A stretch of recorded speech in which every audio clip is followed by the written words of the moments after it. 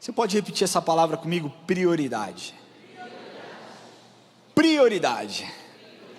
Nossa vida ela é feita de escolhas, e nem sempre as escolhas que nós fazemos são as melhores escolhas. Quem concorda comigo? Mesmo que a sua intenção seja boa, nem sempre você escolhe do melhor jeito. Você entende isso? Vou te dar um exemplo.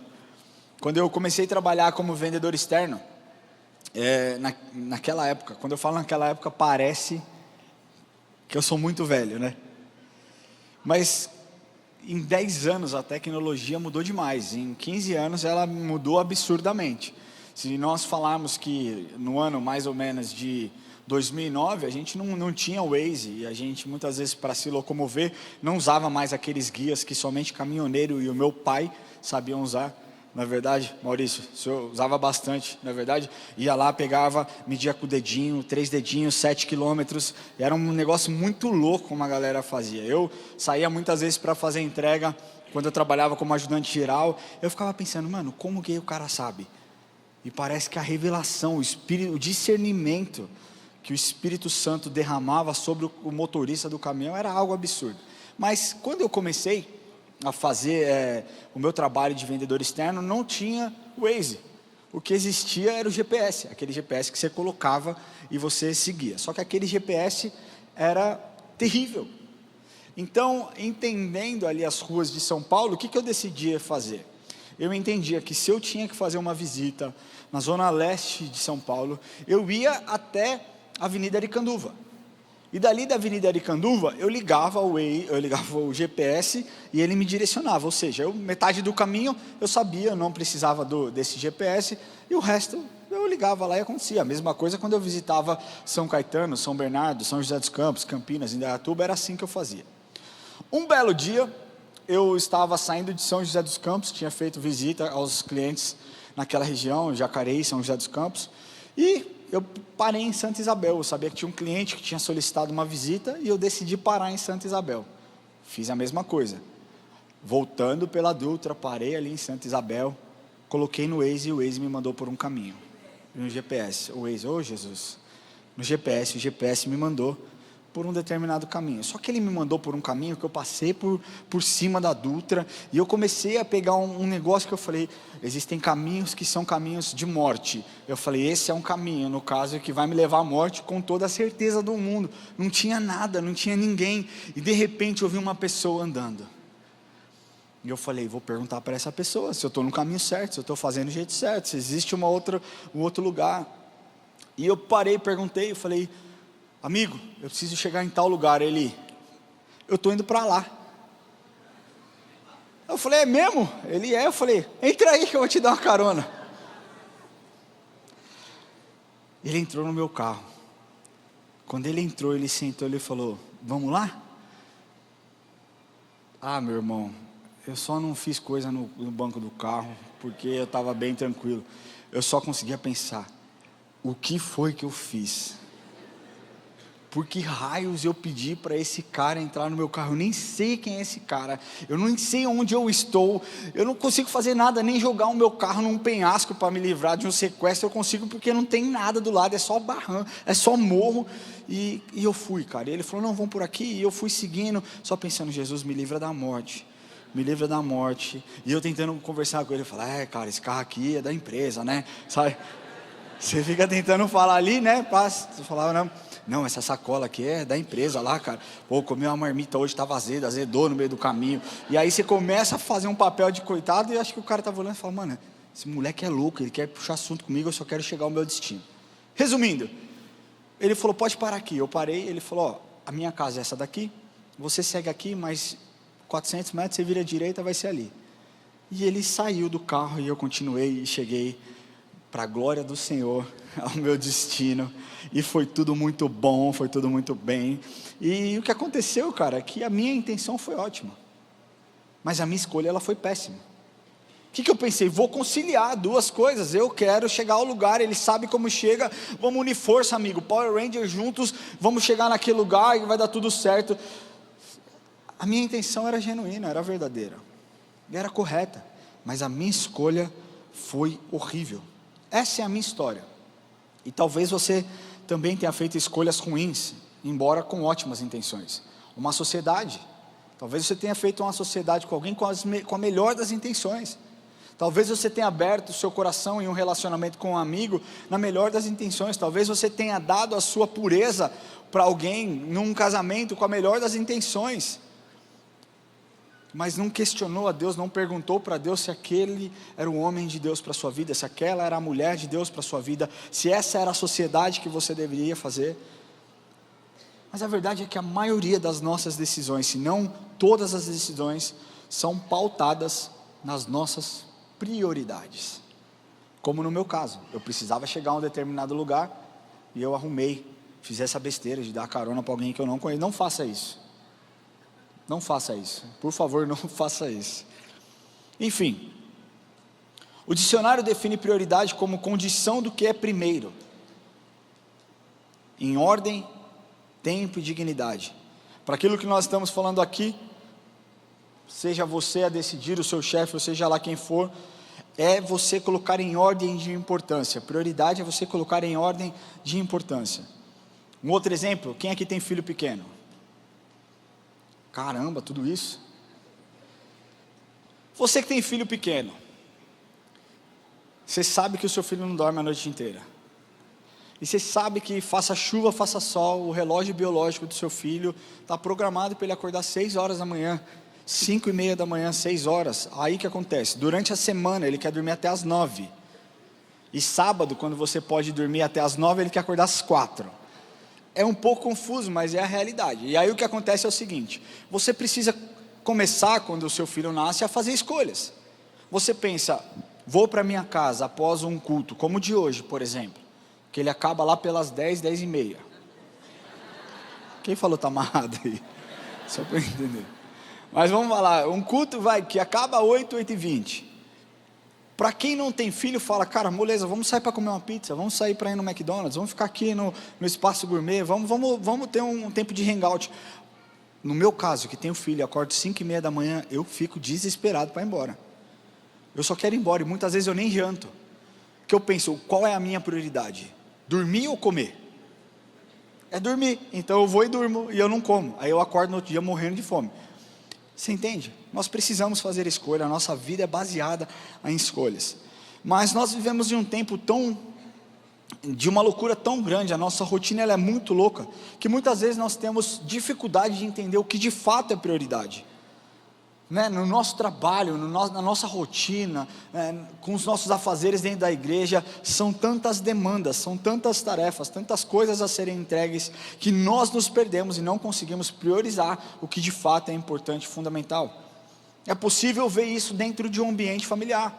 Pais, mães erram com a melhor das intenções. Então, por exemplo, você tem um filho, a sua melhor intenção é fazer com que o seu filho se sinta amado, então você compra um presente, mas o seu filho não quer presente, o seu filho quer a sua presença, o seu filho quer ter tempo de qualidade, você não priorizou, porque talvez você saiu com um amigo, porque talvez você deixou ele em casa, e foi com a sua mãe, com a sua tia, e foi passear com outros amigos.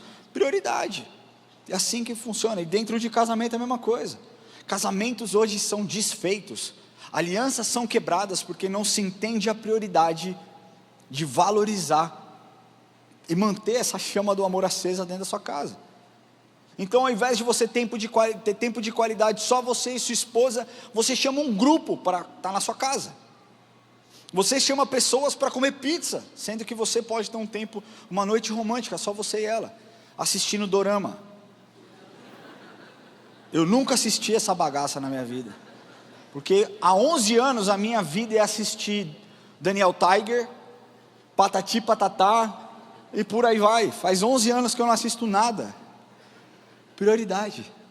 A nossa vida, nós somos movidos por prioridade. E eu quero te falar que essa questão de prioridade não é agora, não é de agora, de um tempo onde, cara, a gente vive nessa loucura, nessa correria dessa demanda.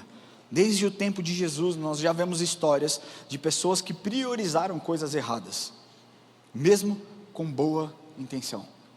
E nós vamos ler uma história aqui. E essa passagem você vai entender do que eu estou falando. Amém? Abra sua Bíblia em Evangelho de Lucas, capítulo 10, versículos 38 a 42. Se não, você pode acompanhar aqui se você não tiver Bíblia. Se você tiver, ótimo. Inclusive nós vendemos Bíblia aqui, caso alguém queira a Bíblia de papel, eu acho incrível, eu acho que você deve ter, você pode passar lá na livraria e comprar a sua. Mas abra sua Bíblia em Lucas capítulo 10, versículo 38 a 42. Quem abriu, diga amém. Quem não abriu, tem mais 10 segundos para abrir aí. Vamos ler. Jesus e os seus discípulos continuaram a sua viagem e chegaram a um povoado. Ali uma mulher chamada Marta, o recebeu na casa dela. Maria, sua irmã, sentou-se aos pés do Senhor e ficou ouvindo o que ele ensinava. Marta estava ocupada com todo o trabalho de casa. Então chegou perto de Jesus e perguntou: o Senhor não se importa que a minha irmã me deixe sozinha com todo esse trabalho? Mande que ela venha me ajudar. Aí o Senhor respondeu: Marta, Marta, sua mãe já falou isso para você? Quando minha mãe fala Ramon, o negócio pega. Marta, Marta, você está agitada e preocupada com muitas coisas, mas apenas uma é necessária. Maria escolheu a melhor de todas, e essa ninguém vai tomar dela. Essa é uma história que muito provavelmente você já tem ouvido. Eu já ouvi diversas vezes, mas eu confesso que eu nunca fiz um estudo profundo a respeito dessa passagem. E hoje eu quero falar com vocês a respeito disso, mas eu quero trazer um panorama para te contextualizar um pouquinho. Entenda que Marta e Maria foram irmãs de Lázaro, que aparece na narrativa bíblica do Novo Testamento. Elas eram moradores de Betânia, que era uma vila que ficava a cerca de uns 6 quilômetros de Jerusalém. Toda vez que Jesus subia da Galileia para Jerusalém, eles paravam, Jesus, os seus discípulos paravam na casa de Marta, Maria e Lázaro e ficavam um período, ficavam um tempo, eram recebidos, eram acolhidos, enfim, tinha comida. Marta, Maria e Lázaro eram pessoas bem hospitaleiras e amigas de Jesus, segundo o Evangelho de João também nos mostra, tá? Ao que tudo indica, Marta era a irmã mais velha dos irmãos, se não mais velha do que Maria. E a narrativa bíblica mostra que Jesus foi recebido na casa de Marta. Parece concordar com isso. Marta está sempre à frente de Maria, o que dá a entender que Marta realmente era mais velha que pelo menos do que Maria. Maria não aparece muitas vezes na Bíblia, porém as 2 vezes que ela aparece, ela é apresentada como uma pessoa que deseja muito estar em comunhão com Jesus. Nessa passagem ela está aqui assentada aos pés de Jesus, ela está aqui ouvindo os seus ensinamentos, e na outra é aquela passagem que ela unge Jesus com aquele perfume caro, além, claro, da vez que Jesus ressuscita o seu irmão Lázaro, Maria também aparece. Agora, com esse rápido panorama que eu passei para vocês, eu quero abordar hoje 3 aspectos dessa história que muito nos ensina nos dias atuais, amém? Primeiro ponto, o trabalho realizado. Quem aqui gosta de trabalhar? Quem não gosta de trabalhar? Deixa eu ver bem sua cara, vira para cá um pouquinho, vem para cá, faz assim, joga o corpo pro lado. Você, depois a gente vai conversar, garotão. Conforme nós lemos na Bíblia, Marta era uma executora de tarefa. Você consegue concordar comigo isso? O que tudo indica, ela gostava de servir, ela gostava de estar ali, e nós podemos entender que essa era a sua linguagem de amor, serviço. Ela gostava de sempre servir. Em outras passagens nós também podemos ver Marta realizando o trabalho. Olha lá, não precisa abrir, só acompanha comigo. Evangelho de João capítulo 12, versículo 1 e 2. 6 dias antes da Páscoa, Jesus foi para Betânia, onde estava Lázaro, a quem ele ressuscitara dentre os mortos. Deram-lhe, pois, ali uma ceia. Marta servia, sendo Lázaro um dos que estavam com ela à mesa. Agora, alguns estudiosos, ao comparar essa passagem com os registros de Mateus 26 e Marcos 14, quando Marcos cita de quem era a casa que aquela ceia estava acontecendo, eles tentam responder por que Marta estava fazendo a ceia, por que Marta estava servindo, uma vez que aquela não era a sua casa. E aí acontece que você tem várias linhas que falam várias coisas, mas não existe uma definição clara porque Marta estava ali. Alguns estudiosos acreditam que Marta estava ali preparando aquela ceia, porque aquela ceia era a ceia de comemoração da ressurreição de Lázaro. Outros acreditam, por exemplo, que Simão, que é quem o Evangelho de Marcos cita, era um homem, era um jovem, e aí ele ia receber uma galera na sua casa, e como ele precisava receber aquela galera, ele precisou a ajuda dos seus amigos. Uma outra linha diz que Marta era casada com Simão, mas a verdade é que nós não sabemos, nós não podemos responder essa pergunta com exatidão. O que nós podemos dizer com exatidão é que Marta de fato estava servindo. Agora no versículo 40 daquilo que nós lemos lá do primeiro evangelho, do evangelho de Lucas, diz: Marta agitava-se de um lado para o outro, ocupada em muitos serviços. O que vemos aqui mais uma vez é Marta trabalhando. Agora, pensa você que é anfitrião, quem é que gosta de receber gente em casa? Quem se considera um bom anfitrião?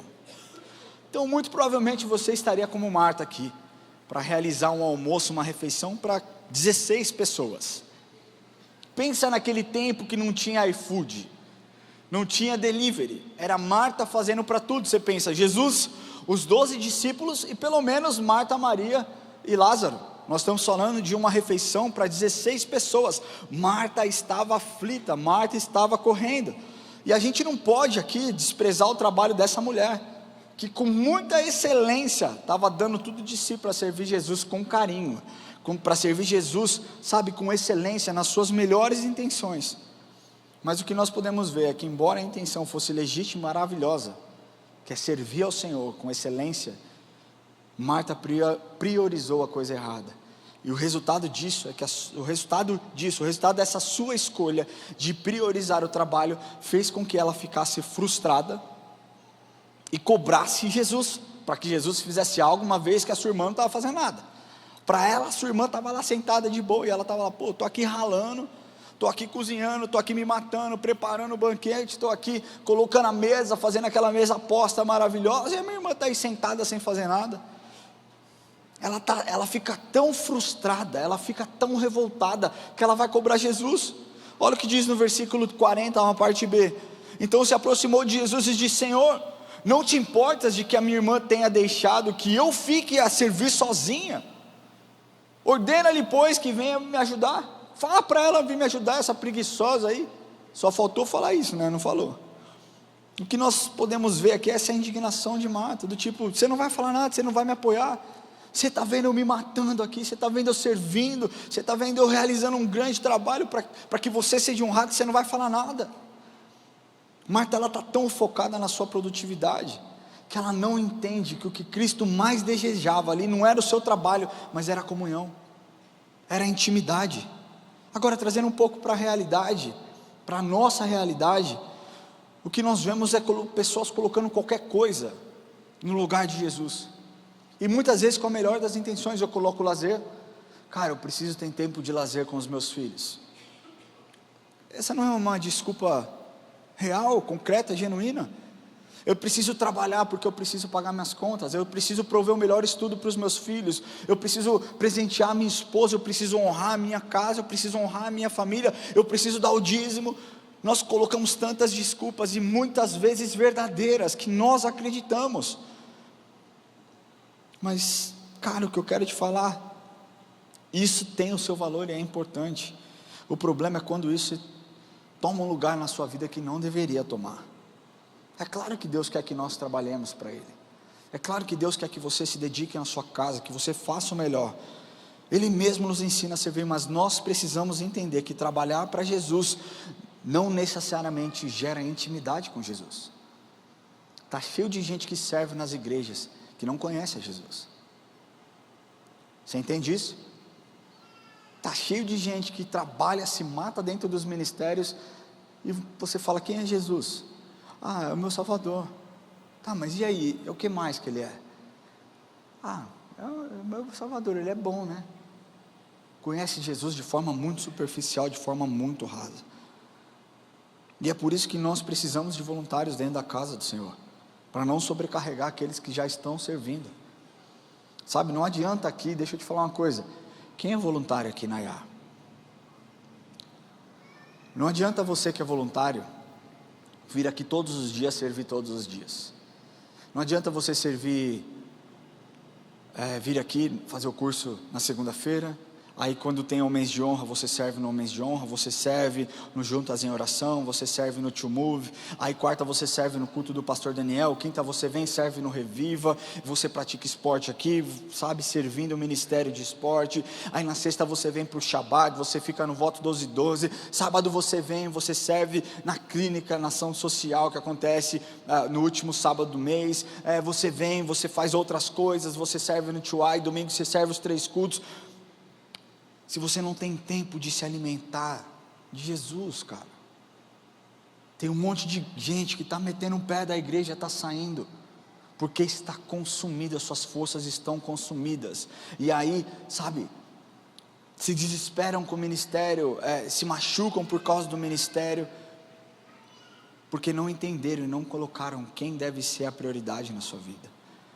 Isso é errado. O que Deus espera de você é que você tenha intimidade, isso não é saudável, e a igreja precisa se atentar a isso, nós temos nos atentado a isso, não sobrecarregar os nossos voluntários, nós precisamos cuidar da parte da vida espiritual dos nossos voluntários.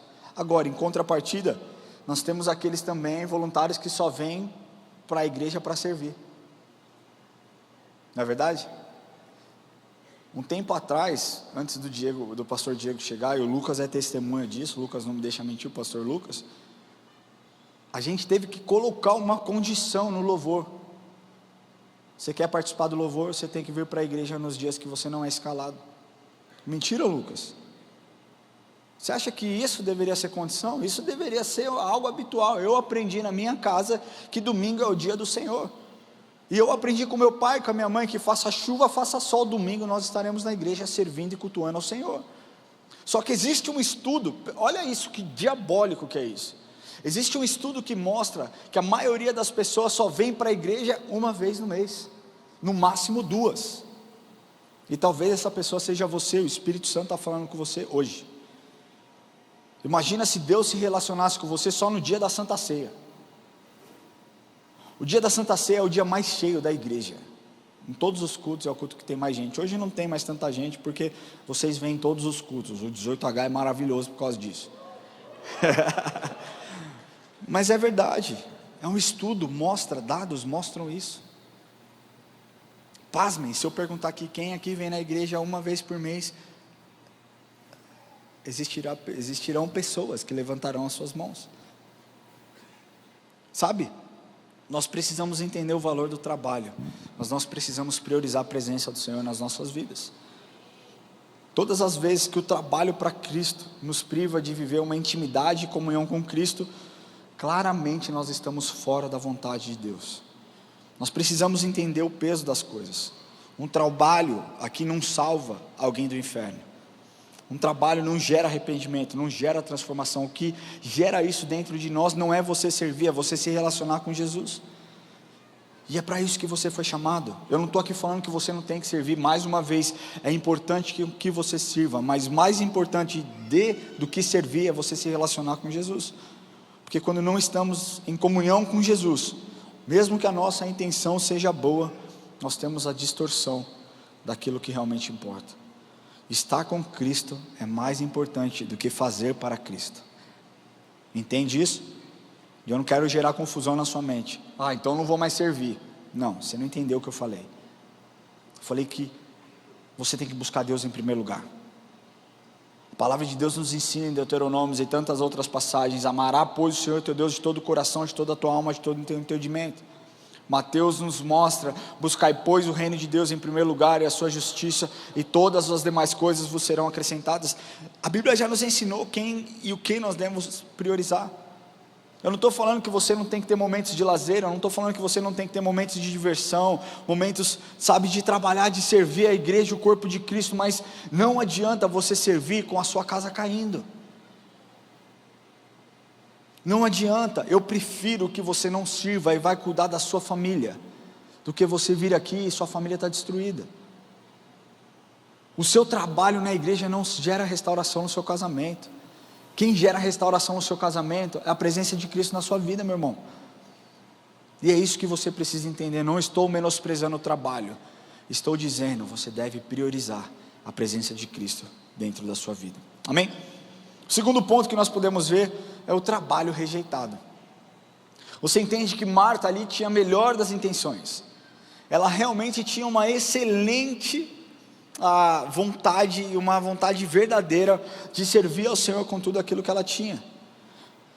Agora, só de Marta chamar atenção, só se tivesse Marta e Maria, e algum convidado que não fosse tão importante quanto Jesus, já seria algo deselegante, não seria? Cobrar na frente de alguém. Imagina, Carol, o Lucas chegar para você na frente das pessoas: Carol, cadê a pizza? Cadê o macarrão? Já é deselegante. Agora imagina você querer cobrar uma postura de Jesus, para que Jesus se posicione a seu favor. Muito pior. Mas Jesus, compassivo como sempre, responde no versículo 41: Marta, Marta, andas inquieta e te preocupas com muitas coisas.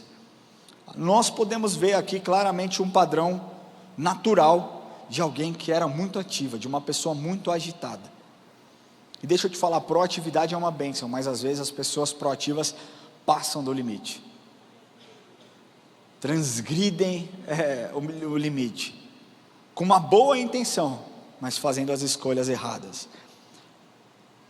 Nós podemos ver esse padrão, e nesse texto ela está agitada, inquieta, muito preocupada, e na morte do seu irmão Lázaro a mesma coisa. Caminha um pouquinho para frente no Evangelho de João, capítulo 11, versículos 20 a 22. Marta, quando soube que vinha Jesus, saiu ao seu encontro. Maria, porém, ficou sentada em casa. Maria, se você olha aqui, você fala, era um pouquinho preguiçosa. Brincadeira. Ficou sentada em casa. Disse, pois, Marta a Jesus: Senhor, se estiveras aqui, não teria morrido meu irmão. Mas também sei que mesmo agora, tudo quando pedires a Deus, Deus te concederá. Marta era uma mulher devota. Marta amava ao Senhor. Ela era uma mulher que conhecia Jesus, reconhecia a sua importância. E algumas pessoas, quando você vai ler comentários bíblicos, elas enfatizam demais a repreensão de Jesus sobre Marta, como se Marta fosse a incrédula e a sua irmã Maria a pessoa mais fiel do mundo, mais devota do mundo. Mas não é isso que esse texto mostra. Pelo contrário, nós podemos ver uma das mais belas declarações do Novo Testamento, que Marta diz no versículo 27, um pouco mais adiante, quando ela diz, sim Senhor. Quando Jesus, ali nesse momento de conversa, pergunta para Marta algumas coisas, ela responde, sim Senhor, respondeu ela, eu tenho crido que tu és o Cristo, o Filho de Deus, que deveria vir ao mundo. E a repreensão aqui serve para que Jesus nos ensine que Ele está mais interessado em você do que no seu trabalho. Ele mostra que é mais importante o que fazemos com Cristo do que o que fazemos para Cristo. E isso nós precisamos entender. Deus é mais importante do que a obra. Eu quero repetir isso. Deus é mais importante do que a obra. A intimidade com Jesus é mais importante do que o trabalho para Jesus. Só que, quando você entende o valor da intimidade, você não fica parado só recebendo.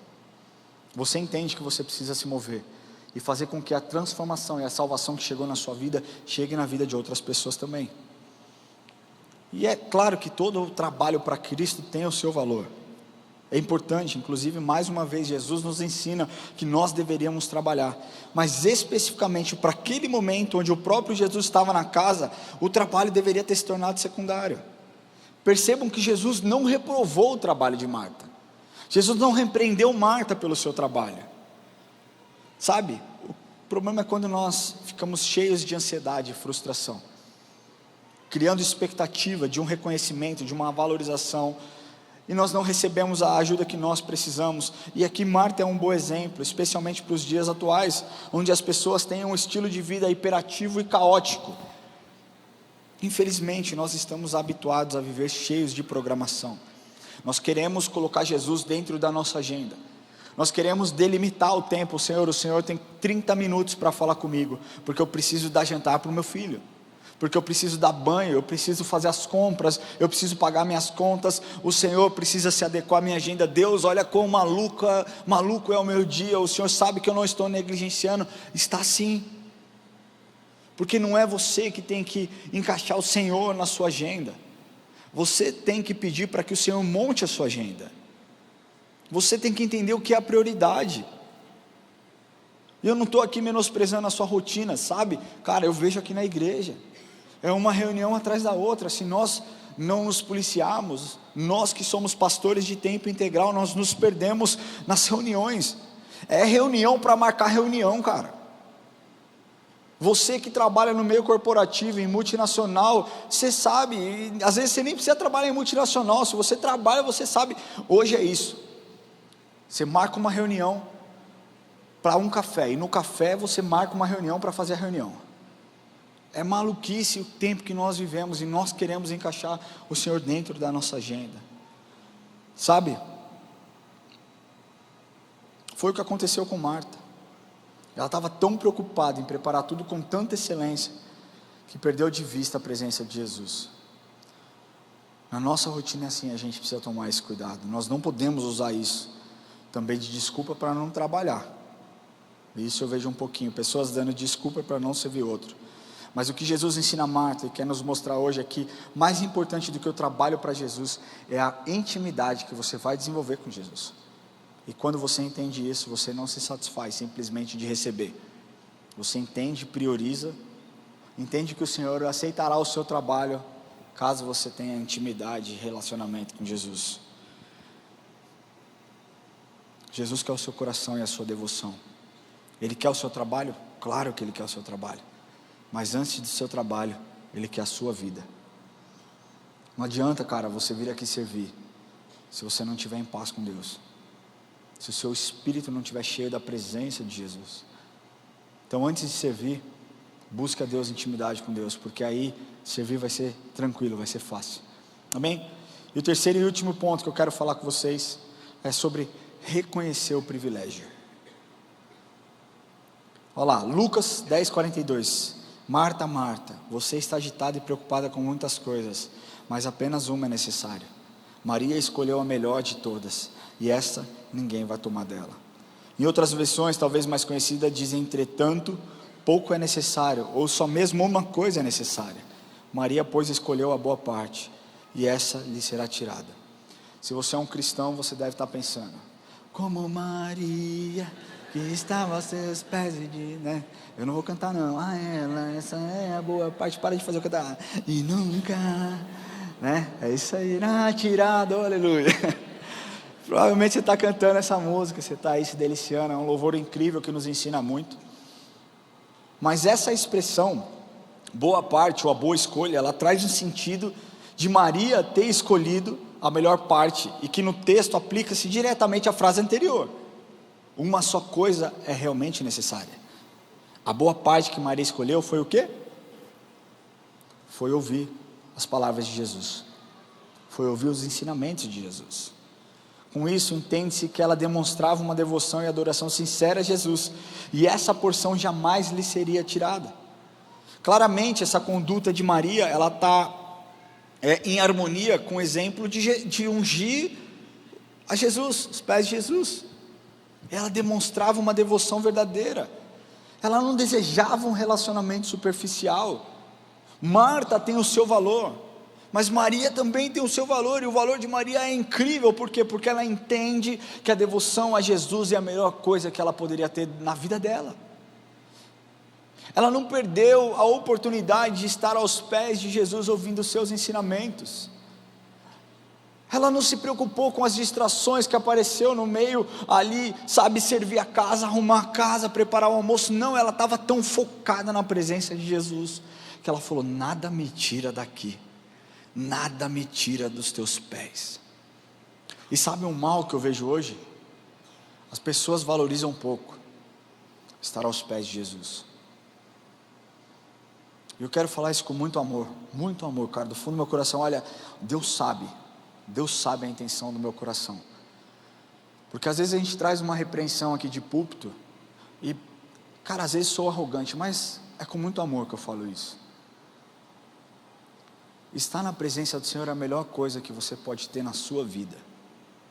Hoje, quando eu pregava no culto das 11, deu 1h, pessoas começaram a levantar e ir embora. E eu penso, cara, isso não é um desrespeito comigo, é um desrespeito com a presença de Deus. Porque para mim, Você entende? Eu estou aqui recebendo e nada vai mudar, eu não vou tirar o meu foco, sabe, daquilo que Deus está fazendo através da minha vida, abençoando as pessoas. A gente ali, cara, orando, mover de salvação. O Nando ministrou de manhã, ele sabe, mais de 15 pessoas entregando suas vidas para Jesus, um tempo de festa, de celebração, e as pessoas preocupadas com o horário. Nós não somos uma igreja aqui, 3 horas de culto, 3 horas e meia, 4 horas de culto. Mas o que eu vejo é que as pessoas valorizam muito pouco a presença de Deus. E aqui eu quero fazer um elogio a vocês do 18H, sem brincadeira. Dificilmente nós acabamos o culto 8 horas. E mesmo como semana passada, que o culto se estendeu um pouco mais, e foi até ali perto de 8h40, eu não vi uma pessoa saindo. Porque entendem e valorizam a presença de Jesus. E eu quero te falar que estar aos pés de Jesus é a melhor coisa. O restaurante espera, a pizza espera, a macarronada espera. Não queira você encaixar Jesus na sua agenda, porque é isso, as pessoas só querem se relacionar como se Deus fosse o servo. Não, querido, deixa eu te falar, você é o servo, Ele é o Senhor.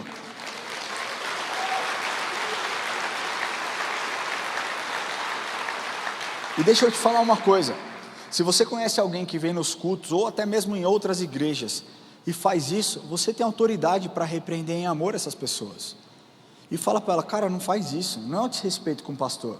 Tem alguns pastores que até iam ficar bravos. Para mim, é desrespeito com a presença do Senhor que está aqui, cara. Deus fazendo a obra aqui, você querendo acelerar do tipo, é mais importante o meu almoço que a sua presença. Calma lá, amigo. Cada um no seu quadrado. Cada qual com o seu James Brown. Não é não, Diego? Mas é isso. Eu amo vocês, tá? Eu estou falando com muito amor, de verdade. Eu sei que existem emergências, gente, pelo amor de Deus, eu não sou um cara, eu sei que existem emergências, mas a quantidade de pessoas que eu vi saindo, e o culto acabou 1h15, não foi que a gente estendeu até 2h30, 1h15, mas enfim, vamos seguir aqui. A conduta de Marta, ela estava em harmonia, nós falamos, e ela não desejava esse relacionamento superficial. Agora, relacionar com alguém significa você ter uma ligação afetiva, significa você ter essa ligação afetiva, seja no âmbito profissional, no âmbito pessoal, no âmbito familiar. É um relacionamento que envolve convivência e comunicação, e isso é a base do relacionamento. E um bom relacionamento, ele se desenvolve quando existe confiança, quando existe empatia e quando existe respeito. Quando existem essas 3 bases, o relacionamento ele é maravilhoso, as coisas acontecem, as coisas fluem, e é exatamente o que o Senhor espera de nós, que nós o procuremos a todo instante, que nós coloquemos diante dele e confiemos a Ele as nossas causas mais urgentes e as menos urgentes também. Ele é o nosso refúgio nos momentos, sabe, de contrariedades. A sua voz é um caminho, nos leva a um caminho seguro, nos leva a águas tranquilas. Essa é a presença do Senhor. Ele é o nosso Senhor e para sempre será, mas Ele quer que você se você se relacione com Ele de forma íntima. Repita comigo essa palavra assim, íntima. Jesus não quer um relacionamento superficial, meu querido. Ele diz, já não vos chamo mais de servo, vos chamo de amigo. E mais para frente numa passagem ele diz, já não vos chamo mais de amigo, mas chamo de filho. Você entende a intimidade que é gerado num processo de comunhão com Jesus? Quem é que lidera alguma equipe no trabalho? Você, com muita sinceridade, você dá liberdade, intimidade para que as pessoas falem com você, palpite na sua vida? Muito provavelmente não, porque um servo nunca chegaria a um senhor na época da escravidão, ou nos dias de hoje também, sabe, você não chega para o seu chefe e fala, chefe, sua vida está torta, porque você é um pecador. Você não chega para o seu chefe, não existe intimidade para que você fale isso. Alguns até tenham, mas espera lá, intimidade comigo tem os meus amigos. Eu tenho colegas, eu tenho amigos. Os meus amigos, cara, eu quero que apontem o dedo para mim quando eu estiver errado, como já aconteceu. Já aconteceu dos meus amigos apontarem e falar, cara, esse caminho que você está indo aí, isso que você falou aí, cara, acho que não é bem assim. Por quê? Porque existe intimidade. Nossos amigos nos conhecem de forma mais profunda. Agora, quantas vezes, deixa eu te falar, quantos seres humanos nós temos aqui? Quantas vezes você vê aquela pessoa que você segue, aquele artista que você admira, seja um jogador de futebol, uma cantora, ou seja lá quem for, numa roda, num restaurante, alguém tira foto e marca, e você fica vendo aquela pessoa, você fala, nossa, que privilégio estar nessa mesa, que alegria estar nessa mesa, nossa, como eu gostaria de estar nessa mesa, não é verdade? Mas a verdade é que nós temos o nosso melhor amigo, cara, nós temos o privilégio de caminhar com Jesus, nós temos a graça de sermos amigos de Jesus, e o desejo que Ele tem com que nós, busquemos viver com intimidade com Ele, e nós precisamos reconhecer o privilégio que nós temos, de termos sido buscado e encontrado por Jesus. Quero que você pare e pense um pouquinho na sua história. De onde Jesus te tirou? Feche seus olhos um pouquinho. Não é para orar, não é para baixar a cabeça, só feche o olho. Feche seus olhos, a galera já fecha o olho, abaixa a cabeça. Só para que ninguém se distraia. Quem seria você se Jesus não tivesse te encontrado? Se você fosse uma pessoa sem Jesus, onde você estaria hoje? Como seria a sua vida hoje? Você consegue pensar? Você consegue ver o tamanho do privilégio que você tem por ter sido encontrado por Jesus? Eu só consigo pensar que a minha vida seria o caos. Muito provavelmente eu estaria envolvido com drogas. Eu provavelmente seria um homem trabalhador, como sempre fui, mas teria péssimos amigos, enrolado com prostituição, com bebida, com drogas. Essa talvez fosse a sua história, se você nunca tivesse sido encontrado com Jesus. Ou talvez pior, eu sei de onde Ele me tirou. Você entende? Você reconhece isso, cara? É o privilégio que nós temos de termos um dia sido resgatado por Jesus. Sabe que Jesus chamou os seus apóstolos de amigo, mesmo conhecendo todas as suas fragilidades. E Ele te chama de amigo também, mesmo conhecendo todas as suas fragilidades. Estejamos, pois, com o coração aberto para receber a sua presença em nossas vidas. O resultado não pode ser outro quando nós abrimos o nosso coração para nos relacionarmos com o Senhor, senão uma vida de devoção a Ele. Também quando lemos que Maria escolheu a boa parte, nós percebemos que a eleição divina, ela não exclui a responsabilidade humana. Antes ela inclui a responsabilidade humana, porque olha o que ele diz lá: Maria escolheu a boa parte. Ou seja, Maria escolheu, teve a atitude de Maria. E por isso que o apóstolo João mais tarde escreveu lá no livro de 1 João capítulo 4, versículo 19, nós o amamos porque Ele nos amou primeiro.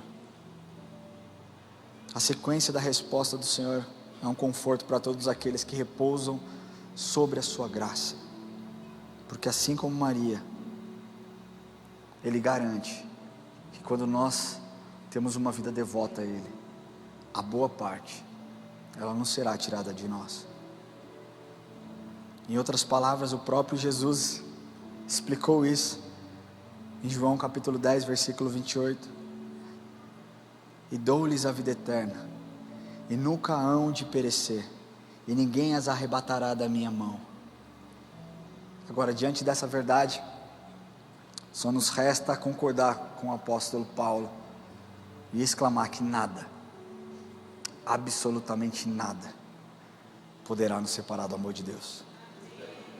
Quando nós temos uma vida de devoção ao Senhor, quer sejam os seus erros, quer seja a sua tentativa de buscar alegria, quer seja o seu passado, nada, absolutamente nada, pode te separar do amor de Deus. Eu quero pedir que você feche seus olhos, agora sim, curve sua cabeça, feche seus olhos.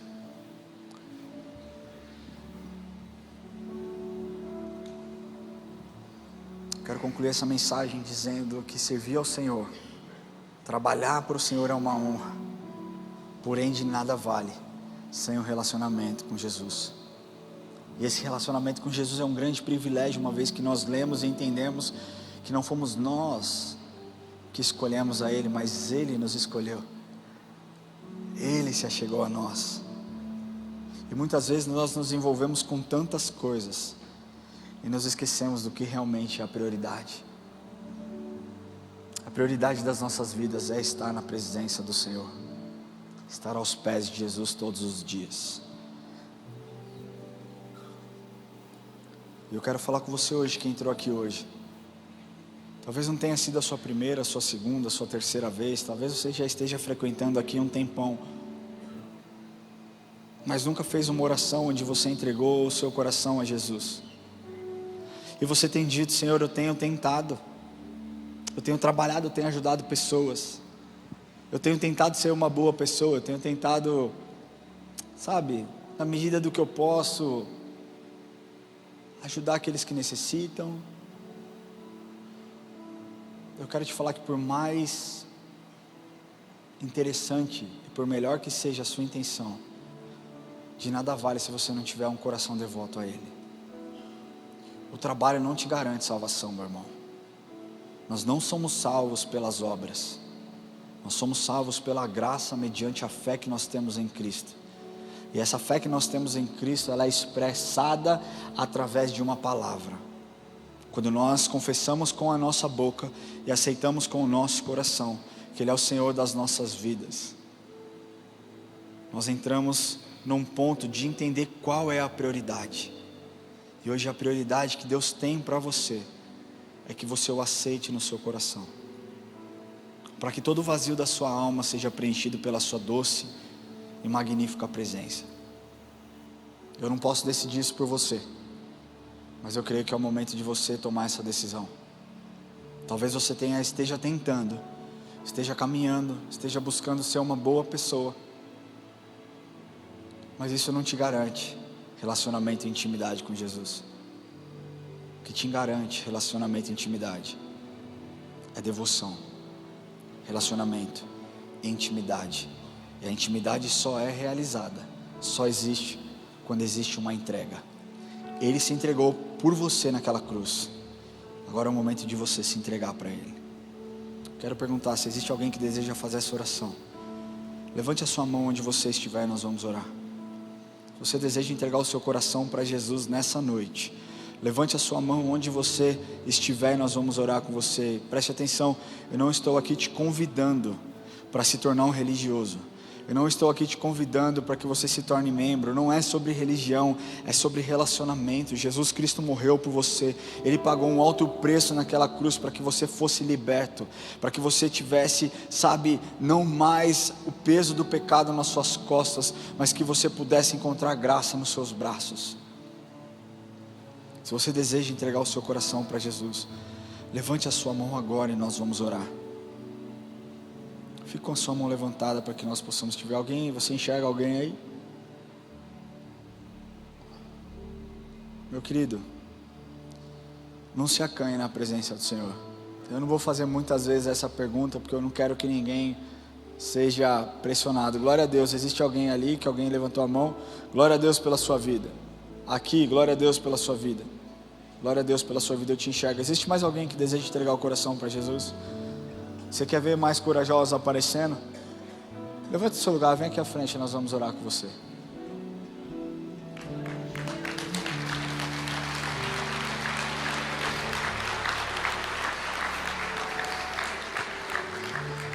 Se você entrou nesse lugar, talvez acompanhado de alguém, ele não tem coragem de vir, pede para essa pessoa que te trouxe, te trazer aqui. Se você deseja de verdade um relacionamento e intimidade com Jesus, não perca a oportunidade. Se expor na presença do Senhor é fundamental para que você tenha salvação na sua vida. Não adianta você ficar quietinho no seu lugar aí, ou quietinho no seu lugar e falar assim: eu aceito, eu quero. Cara, o mundo tem que saber, tem que ser uma parada rasgada, do tipo: eu aceito aqui, ó, eu aqui, Jesus. Eu aqui, Jesus, sou eu, o Senhor está falando comigo hoje, eu aqui, ó. E o Senhor está falando é você mesmo. Você mesmo, você está duvidando que eu estou falando com você, é com você mesmo. que o Espírito te diz é isso: entrega o seu caminho ao Senhor, confia nele, o mais Ele fará. A palavra de Deus diz: deleita-te do Senhor, e no Senhor Ele satisfará o desejo do seu coração. A palavra de Deus diz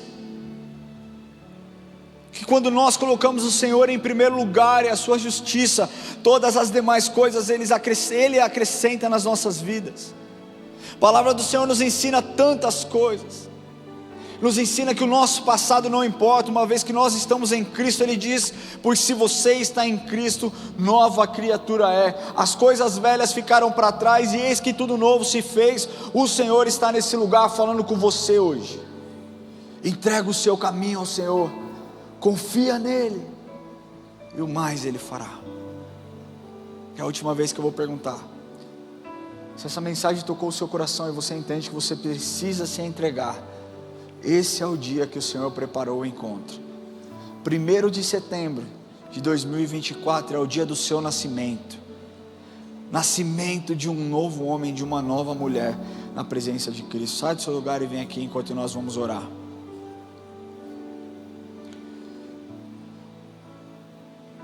Glória a Deus, glória a Deus, glória a Deus, glória a Deus. Pode sair. Se você está sentindo a presença do Senhor onde você estiver, pode sair, pode vir. Nunca é tarde, meu querido, nunca é tarde. Glória a Deus, pode vir. Glória a Deus pela sua vida.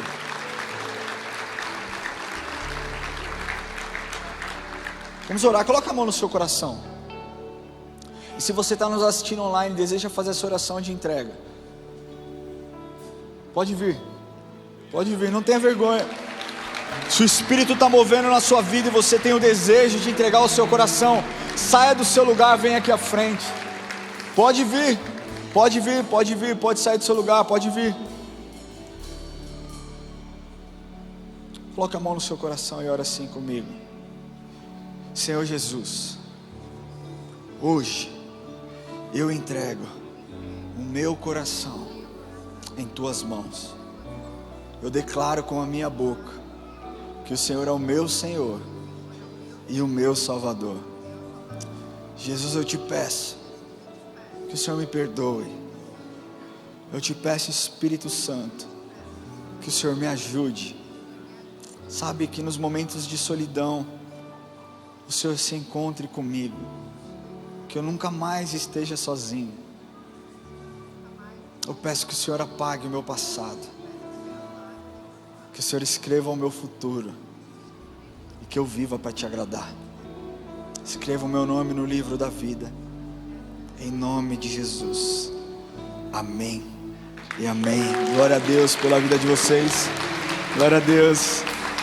Eu peço que vocês sigam a equipe de consolidação. Nós vamos orar com vocês, é só uma oração, ninguém vai pedir nada. Nós queremos simplesmente orar, conhecer, saber como nós, como igreja, enquanto igreja, podemos servir a cada um de vocês. Glória a Deus por isso. Mas eu quero falar também com vocês hoje, que talvez não esteja priorizando a presença do Senhor. Entenda que isso é muito sério. Entenda que isso realmente é importante. É importante você entender onde está o seu coração e onde o seu coração tem estado.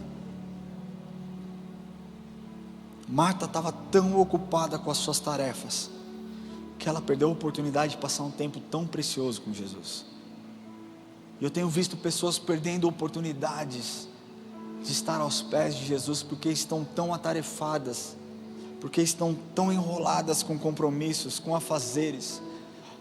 Nada é mais importante do que estar aos pés de Jesus. Nada deve ofuscar a paz da sua alma, ou a paz daquele que escolheu viver com intimidade com o Senhor. Você precisa fazer do Senhor a sua melhor parte. Embora a escolha de Maria seja elogiada, não significa que as tarefas domésticas, o trabalho na casa do Senhor precisam ser negligenciados. Pelo contrário, a palavra de Deus nos ensina que a seara é grande e poucos são os trabalhadores, e o mundo realmente tem necessidade de pessoas comprometidas com o Evangelho. O mundo realmente tem necessidade de pessoas que sirvam, de pessoas que realmente se dediquem. Mas eu creio que hoje é o dia de nós pararmos um pouquinho e pensarmos com toda a sinceridade do mundo, onde Deus tem estado na nossa lista de prioridade. O futebol tem sido sua prioridade? O relacionamento com amigos tem sido sua prioridade? O servir na igreja tem sido sua prioridade? Deus não divide a glória dele com ninguém. Ele precisa estar no topo, ele precisa ser o centro, ele precisa estar no primeiro lugar, ele precisa ser a prioridade da sua vida. Quero te convidar a ficar em pé um pouquinho.